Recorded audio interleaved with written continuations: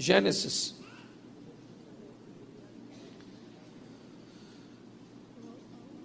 Capítulo de número 3. Gênesis 3, verso 23.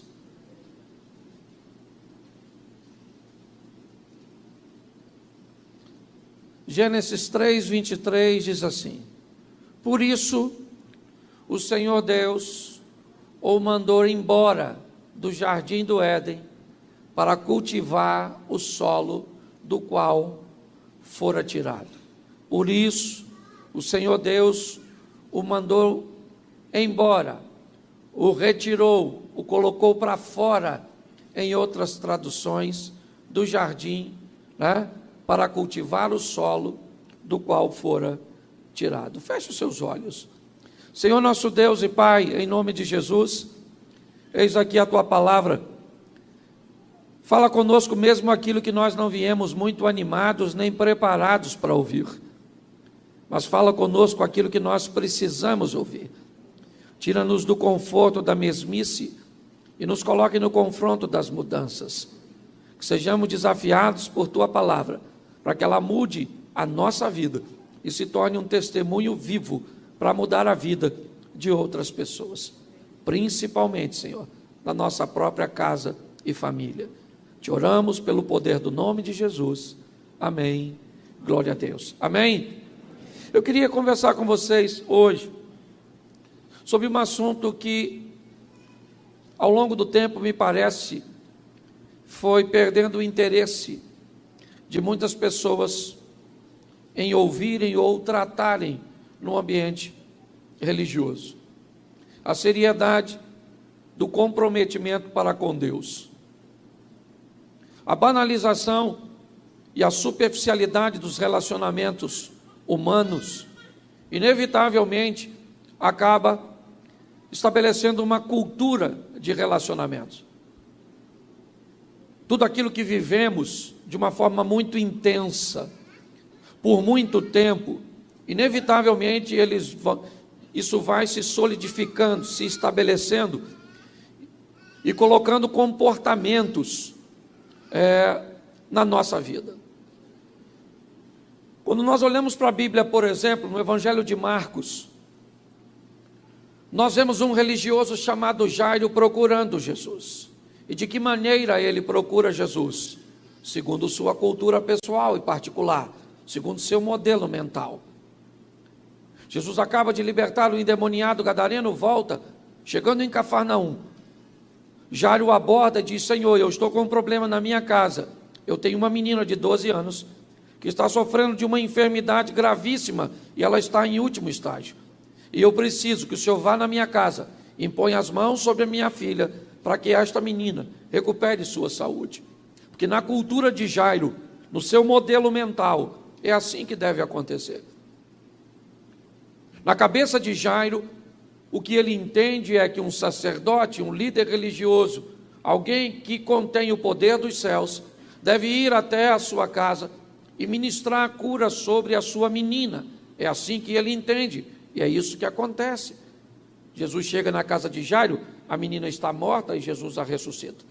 Mas quando nós olhamos, por exemplo, um centurião, que também tem um problema com o servo ou com o filho, qual seja a tradução, esse homem também vai procurar, ou ele vai ter a intervenção de Jesus.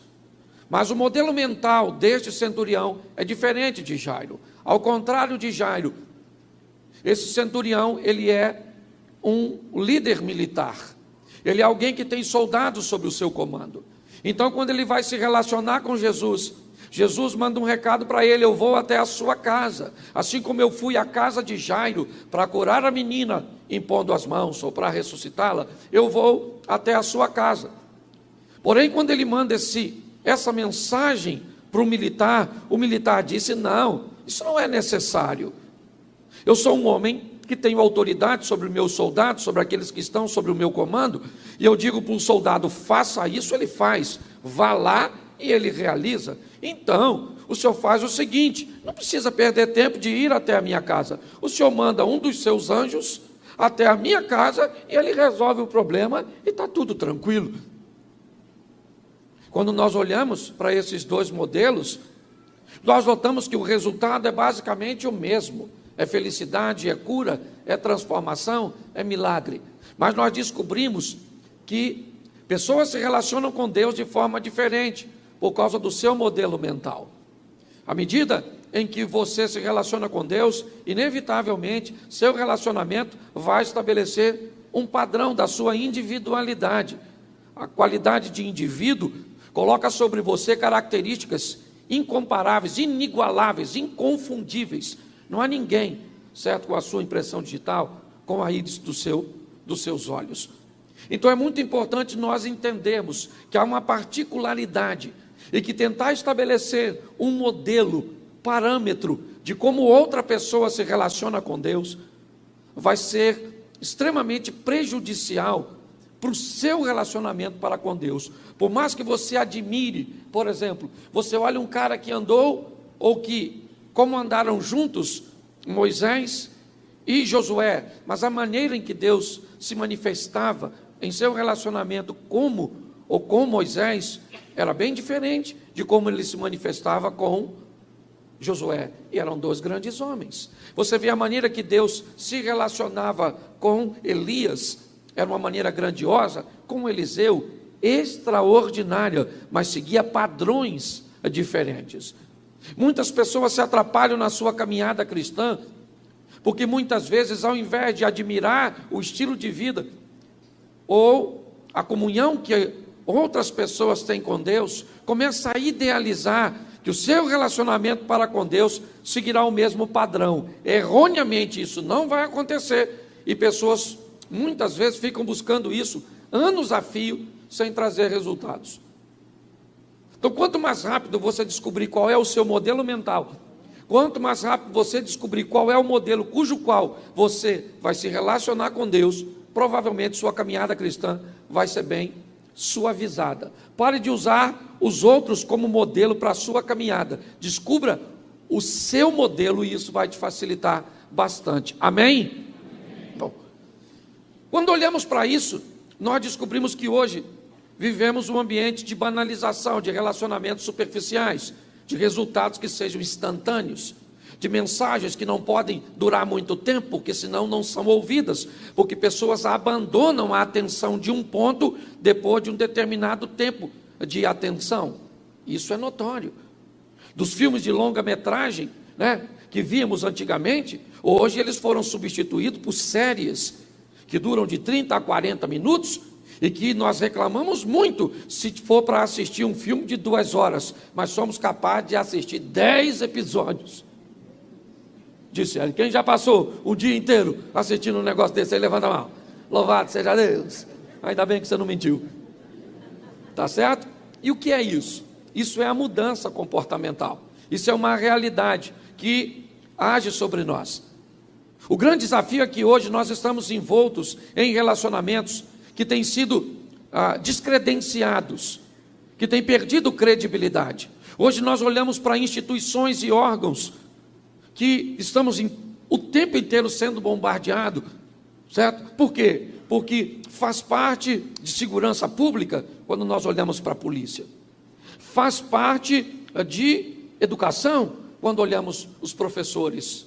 Faz parte de saúde pública quando olhamos os médicos. E faz parte da política quando olhamos o meio que vai trazer tudo ao bom funcionamento ou não.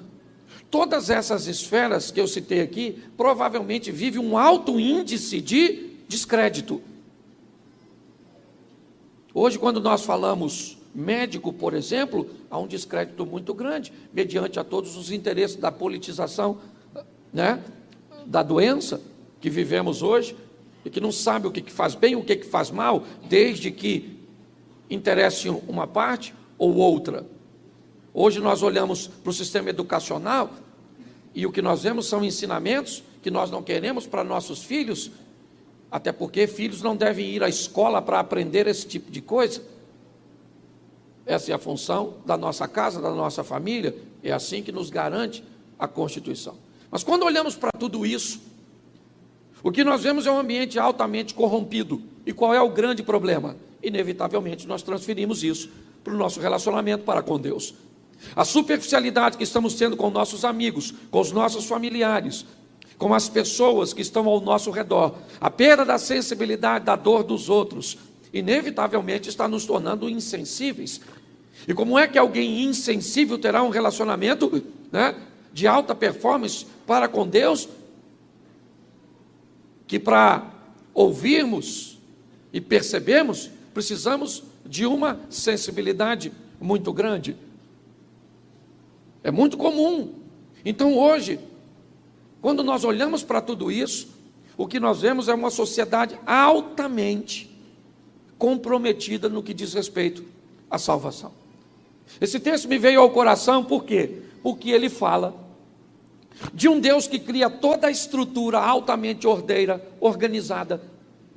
Que Deus cria uma estrutura totalmente plena, mas que há uma intervenção de alguém que já está do lado de fora, que foi banido. E esse alguém, como nós já vimos numa pregação que eu ministrei aqui, o inferno foi feito, ou foi criado para Satanás e para os seus anjos e não para nós. A grande questão é que ele não quer ficar sozinho, ele está querendo companhia, e aí está a fim de levar muitos de nós. Diga-se de passagem, alguns estão aceitando a proposta. Então o nosso propósito bíblico é remover essa intencionalidade de muita gente. É olhar para as pessoas e dar a ela um destino diferente. Então o texto diz que num determinado momento, o Senhor Deus o mandou embora, o expulsou, o removeu para fora do jardim. Por que eu preciso falar isso aqui hoje de uma forma mais intensa? Porque parece que o que Deus disse que vai fazer aqui, estão dizendo que Ele não vai. Me parece que pessoas estão sendo convencidas de que todo tipo de amor é válido, de que todo tipo de satisfação é válida, de que todo tipo de prazer é válido, e que há uma validade em tudo, meu corpo, minhas regras, certo? É o ateísmo humanista, que tira Deus do centro e me coloca no centro. Então, se eu sou o centro, eu devo fazer aquilo que me faz bem, e pronto, chega. Qual é o grande problema disso? É que todas as vezes que algo se torna corriqueiro, ele se torna comum. E todas as vezes que algo se torna comum, ele parece ser certo. Ele parece ser verdadeiro. Nós ouvimos tantas vezes as coisas e vemos as coisas com tanta normalidade ou com tanta frequência, que de raro ela vira comum. E pior, de comum ela vira correto. Então hoje falar de santidade, falar de castidade, de fidelidade, de comprometimento na igreja já não dá muito ibope, porque a turma já tem um certo desconforto. Mas a Bíblia está dizendo que o Senhor Deus mandou embora, colocou para fora o Adão, e isso está lá no Éden, dizendo, e essa é a mensagem, que tem gente que vai ficar de fora. Posso ouvir um amém da igreja? Isso aí. Não é muito fácil de dar amém na mensagem de hoje, mas nós vamos tentar aqui, tirar algum seu.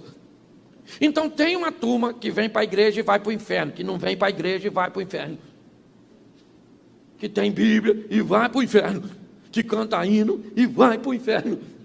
O pastor não vai porque Deus é bom, mas ele botou para fora do Éden, do paraíso, em algumas traduções, que o propósito é exatamente falar de uma turma que vem para a igreja igual nós, e na hora que morrer, ao invés de encontrar um da cruz, com um chifrudo.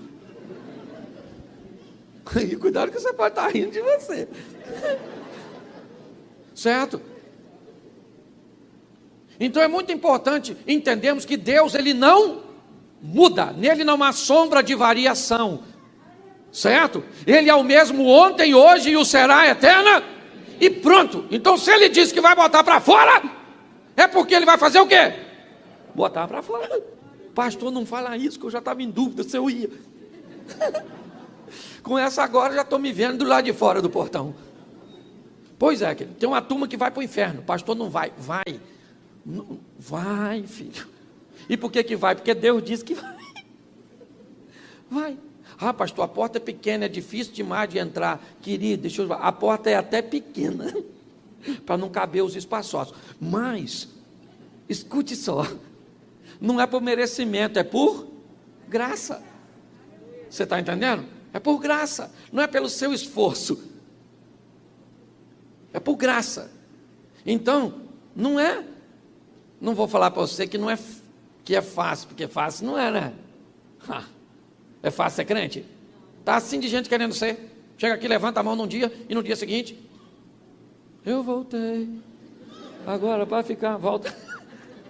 Toma cachaça, sai com as mulheres feias, vai para o inferno.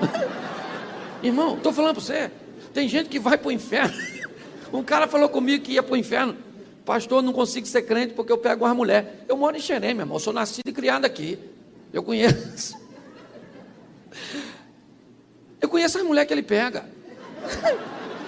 Irmão, não vale a porta do inferno, imagine o lago. O cara não é mulherengo, Cláudio, ele é o Ben 10. Bateu, sai um monstro, bateu, sai um monstro. Mas nós precisamos tratar isso com maturidade. Porque a Bíblia diz que sem santificação ninguém verá a Deus. E o que o texto está dizendo ali para o Adão e para a Eva é o que um dia nós corremos o risco de ouvir. Aqui não, violão. Vai lá caminhar com aquele que você quis caminhar lá. Então é muito importante nós amadurecermos, sabe? Agora, é importante nós termos um entendimento. E aí eu queria mostrar para vocês Lucas capítulo 15, verso 13.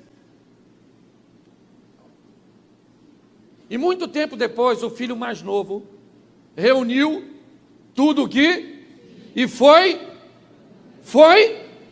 para uma região. Preste atenção aqui. Eu li Gênesis onde Deus botou Adão para fora, sim ou não? E eu li Lucas onde o filho resolveu ir embora.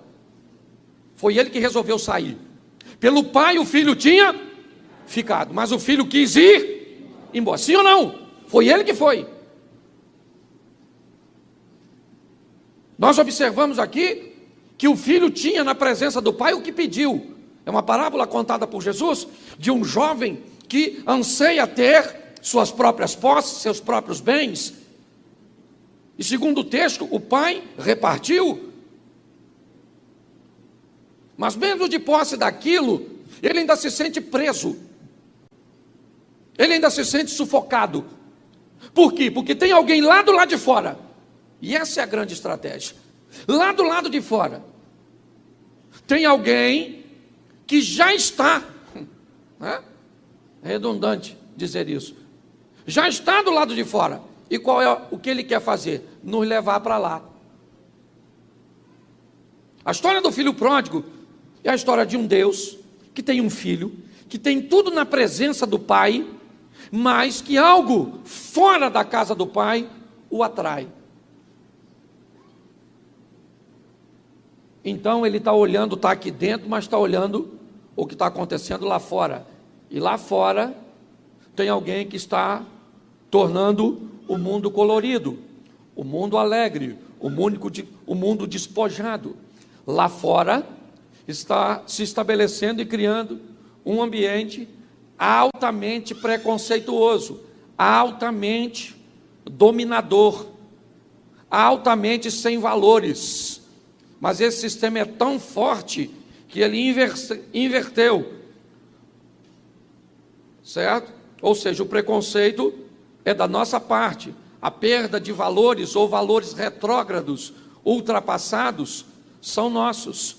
É assim que funciona. O mundo coloca lá fora com um propósito: nos tirar de dentro, fazer com que o nosso interesse por tudo aquilo que está acontecendo lá fora se torne grande a ponto de que eu abandone a parte interna. Por quê? Eu já expliquei isso aqui, você deve lembrar. Se o pai dessa história é Deus, nós sabemos que ele é o Todo-Poderoso. E se o filho pródigo, ou os dois filhos, somos nós, nós temos um problema. Lá fora tem alguém que esse pai botou para fora dos céus. Esse alguém é Satanás. Só que eu sou filho de Deus e você também.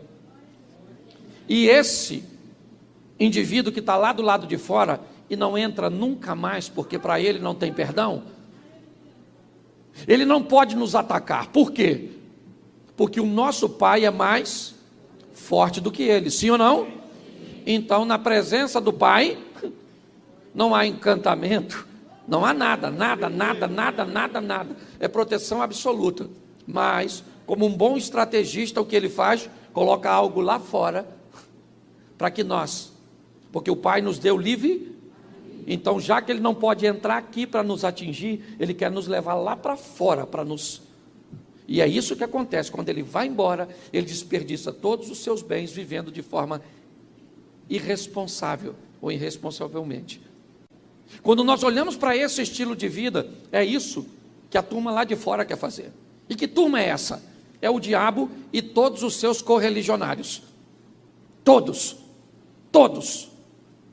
Qualquer ambiente que você esteja, que tiver alguém influenciado pelo mal e olhar para você, inevitavelmente ele descobre que você está dentro e ele está, então ele quer tirar você de dentro. Ele quer criar um ambiente para te colocar desconfortável, para te deixar de forma insegura, porque uma das coisas que nós precisamos como seres humanos e sociáveis é aceitação. Nós jamais vamos nos sentir bem num grupo que não nos aceita. Então, se estamos inseridos num grupo, quer na faculdade, quer no trabalho, quer em qualquer ambiente, que ele não nos aceita, inevitavelmente, nós vamos lutar pela aceitação.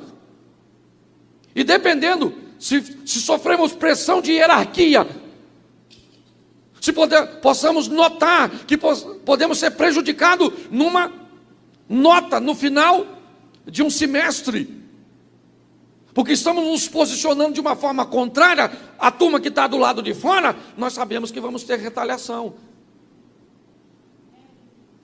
A grande história do evangelho atual, queridos, é o seguinte: Jesus está voltando e cada vez mais a corda está apertando.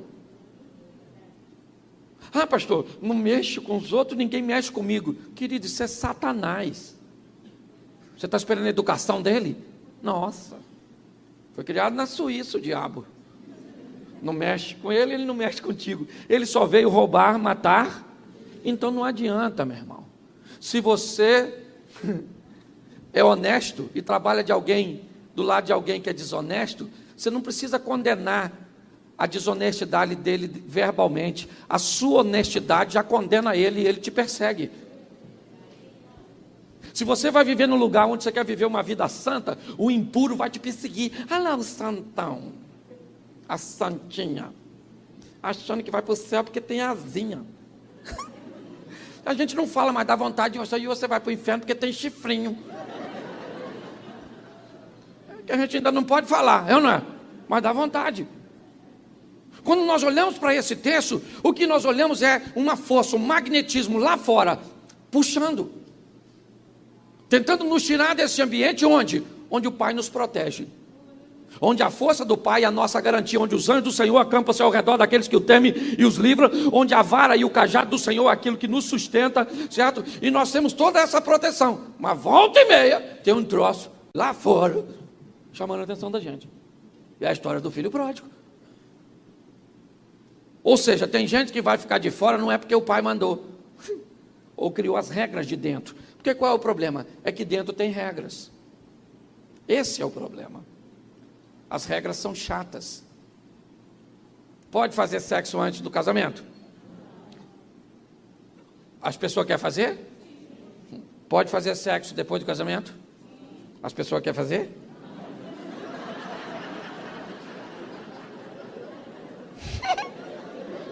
Se não é o Satanás, eu não sei quem é.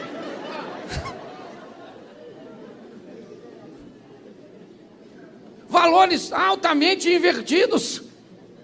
É debaixo disso que nós estamos, gente. Quando nós olhamos para isso, é isso que vemos. Por quê? Porque dentro tem regras. pode isso, não pode aquilo. Aquilo até pode, mas não deve. Então, é chato, sim ou não? Não, queria que você falasse. É chato ou não é? É limitador ou não é? Mas quem é que deu as regras? Para quem quer estar? Isso, quem não quer, irmão. O problema é que tem uma turma que quer pegar todo mundo, que quer fumar, cheirar, não pagar, falar mal, bater da mulher, e quer ir para dentro. Aí eu vou para fora. A Bíblia está bem clara lá. Não, o ímpio não prevalecerá na congregação do justo. Ah, pastor, o senhor é justo? Não sou, mas vou ser justificado. Tem uns troços ruins em mim, é lógico. E quem é você para falar mal de mim? Com esses troços ruins que você tem dentro de tu?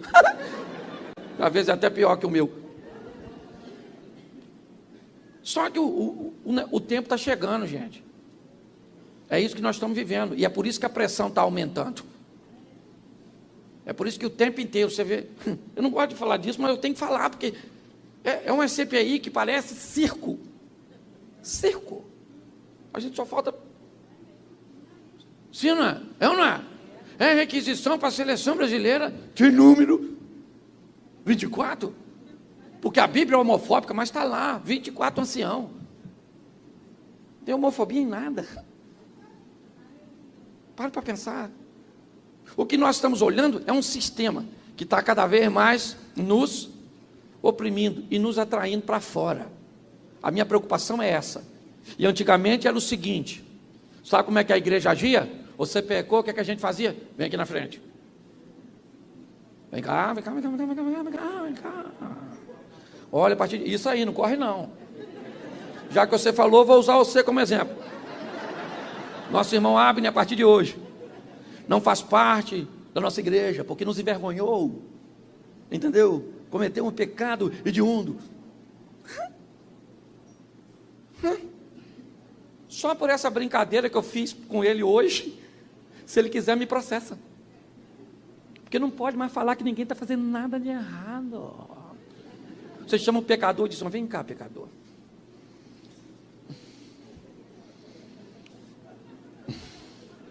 Você é sensível?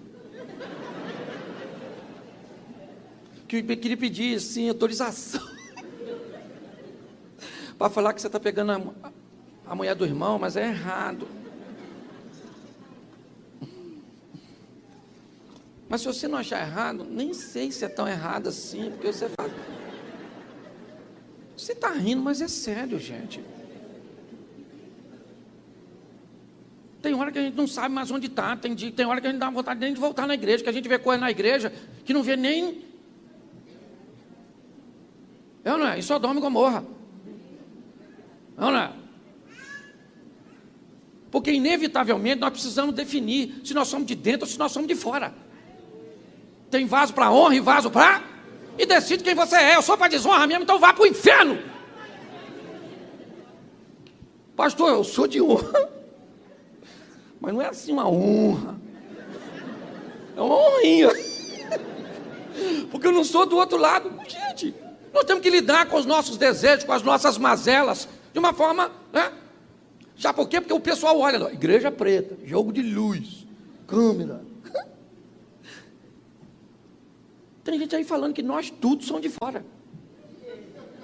Quem é o projeto Recomeçar? A igreja dos de fora. Aí eu falei, não, eu vou pregar por de dentro domingo. Porque não é possível. Lá fora é interessante, é colorido, é legal, sim, mas não é pra gente. Vós não sois deste mundo, vós sois cidadão dos céus. Nós somos comprados por preço de sangue. É desafiador, mas o nosso Salvador morreu naquela cruz para nos dar vida eterna. Você está entendendo? E nós precisamos levar isso a sério.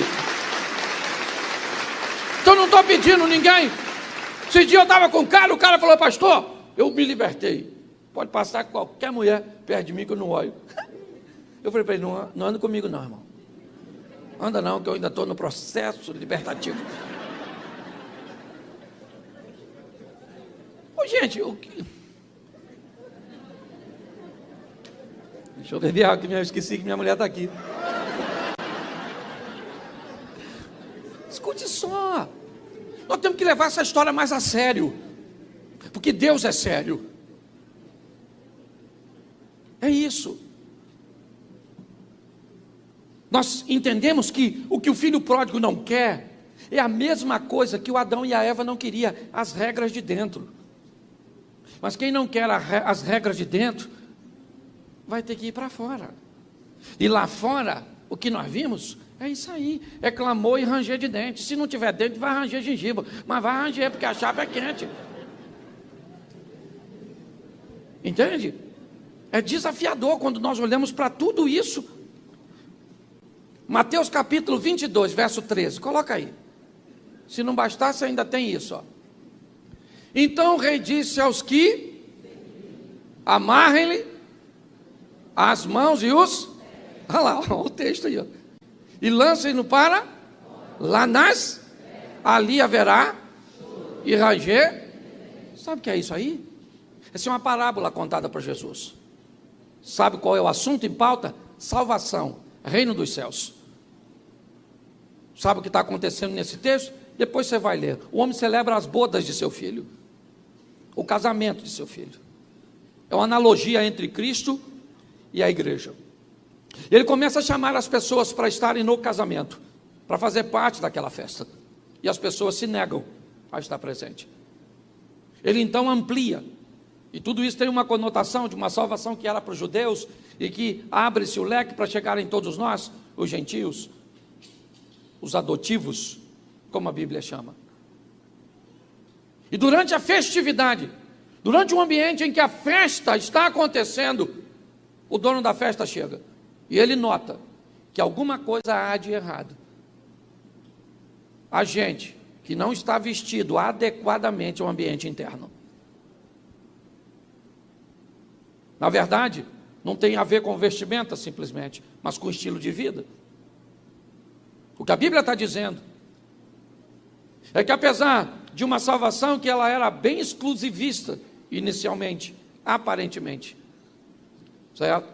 Mas desde o Velho Testamento nós vimos já essa abertura, chegando numa moabita, chegando numa moradora de Jericó e tantas outras situações como essa, com o propósito de abrir e salvar a todos. Mas o que o texto diz é que quando o dono da festa chega e ele olha, ele identifica alguém que não está com as vestes de festas. Ele está num local cujo qual ele não faz parte, ele não pode ser inserido, ele não pode ser aceito, ele não pode ser admitido naquele lugar.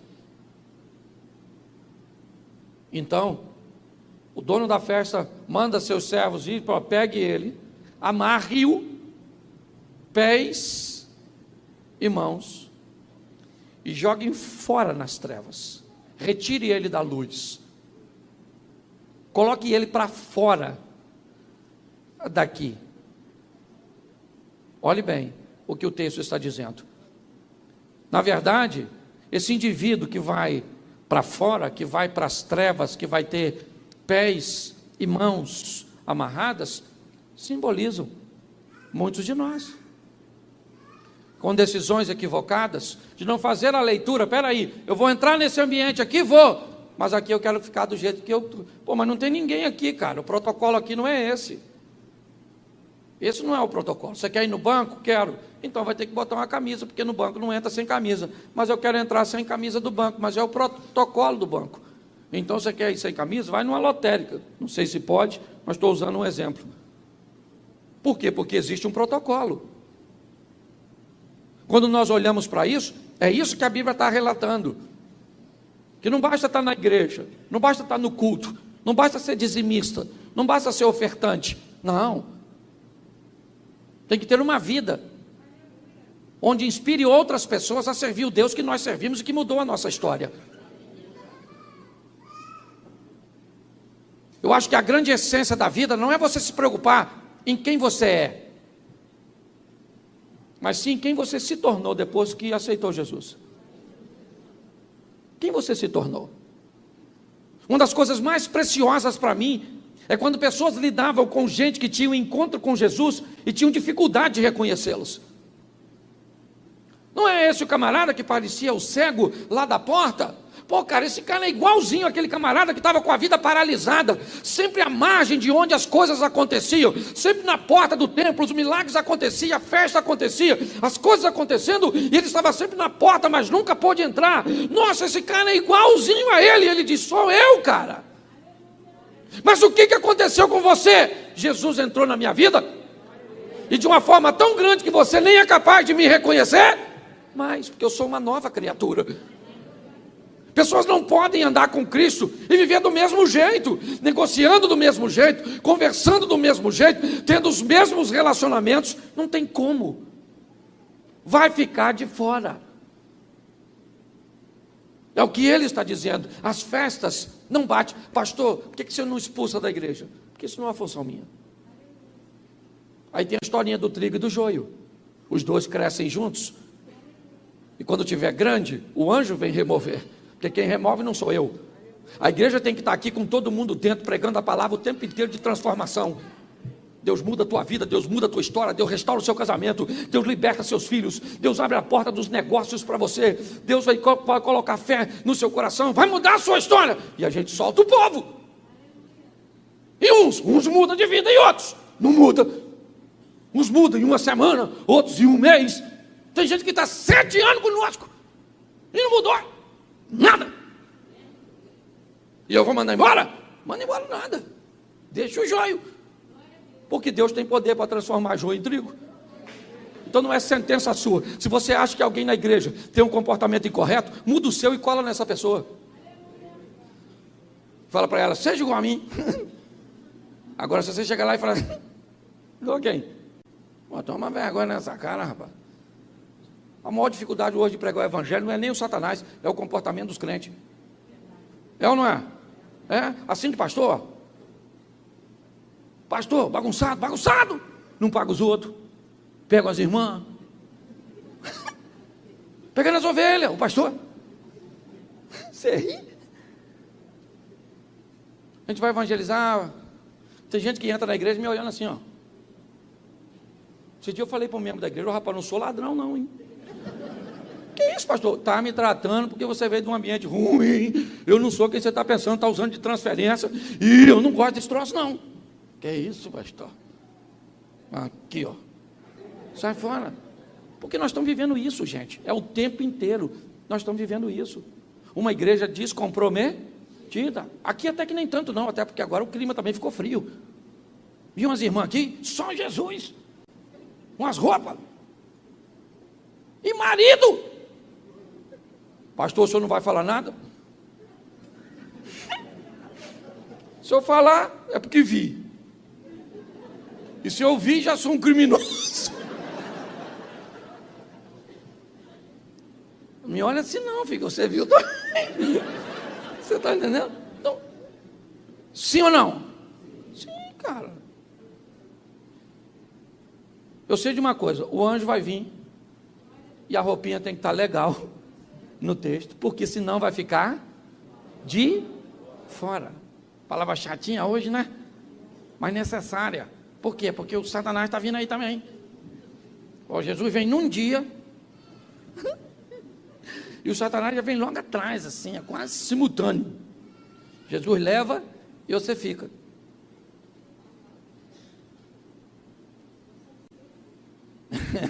Pelo menos uma pessoa entendeu. Quando eu falei você fica, ela falou você fica. Eu vou. Porque eu botei você no inferno agora e você não falou nada. O que nós temos que fazer, gente? Lutar. Sabe por quê? Está lá. Apocalipse. Coloca aí, eu termino aqui. 22:15. Segundo culto dá para ser melhor. Fora ficarão os que praticam, os que cometem, os e todos ficarão.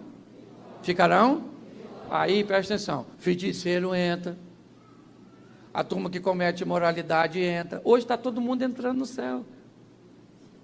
Porque mandar o pecado hoje é dizer que a pessoa vai para o inferno. Eu não pode falar, pastor. Nunca mais eu volto aqui. Me magoei. Meu irmão, é difícil para todo mundo. Todo mundo. Todo mundo. A verdade é essa. Buscar uma vida íntegra com Deus, porque não quero ficar de fora. Lutar com todas as minhas forças. Porque Ele vai voltar para buscar a igreja dele, irmão. E se você ficar, você vai lembrar desse culto. Pô, aquele dia o pastor falou, profeta o pastor. Falou que eu ia ficar e fiquei mesmo assim.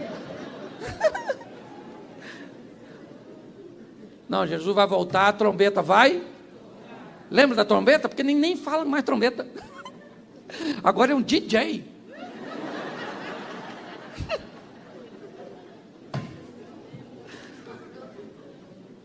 Eu olho e digo, Jesus, tem misericórdia da nossa vida. Então, meu irmão, o negócio é o seguinte, a gente vai marcar um encontro onde? Onde? Lá na esquina, assim, ó. Rua do Ouro. Com a da Pérola.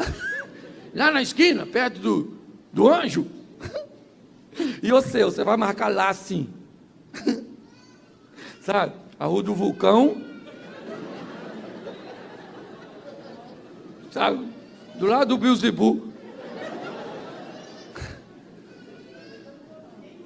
Queima ele, o Beelzebub e quem for com ele.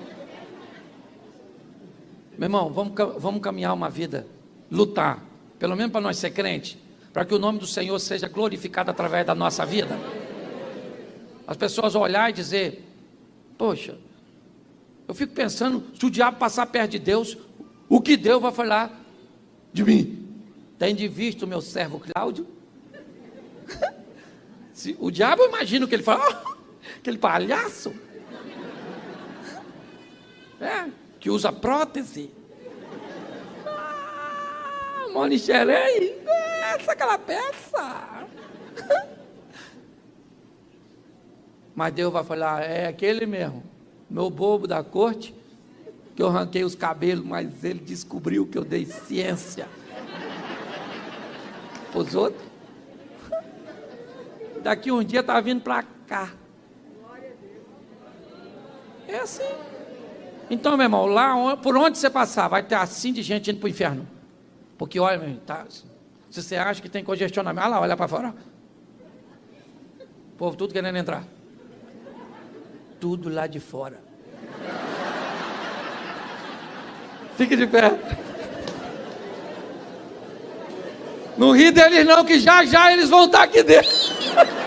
E é você que vai estar lá fora. Bom, gente, preste atenção em mim. Se você quer caminhar conosco, acha esse jeito maluco nosso muito estranho, mas você tem sido atraído, ó, atrás daquela câmera ali, ó, lá do outro lado tem uma sala, vai ter um casal para te receber, para orar por você, certo? Porque nós estamos aqui lutando para andar com Deus, mas é possível, e nós cremos nisso. Que Deus te dê uma semana de bênção, uma semana de vitória, uma semana de boas notícias, de bons negócios. Feche os seus olhos neste momento, Pai, em nome de Jesus, que não venhamos nos eximir da responsabilidade de sermos teus servos, onde quer que andarmos, como o Senhor ensinou aquela mulher samaritana. Um adorador não tem lugar para adorar, ele adora em qualquer lugar. Abençoa as nossas crianças, os nossos adolescentes, os nossos jovens, nas universidades, nas faculdades, no mestrado. Ó Deus, abençoa as nossas mulheres, os homens, ó Pai, os idosos. Ó Deus, abençoa toda a nossa igreja. Ó Pai, age com tua boa mão, com a tua mão forte e poderosa. Ó Deus, essa será uma semana extraordinária. Ó Deus, onde com certeza vamos ser mais crentes do que já somos, pelo poder do nome de Jesus.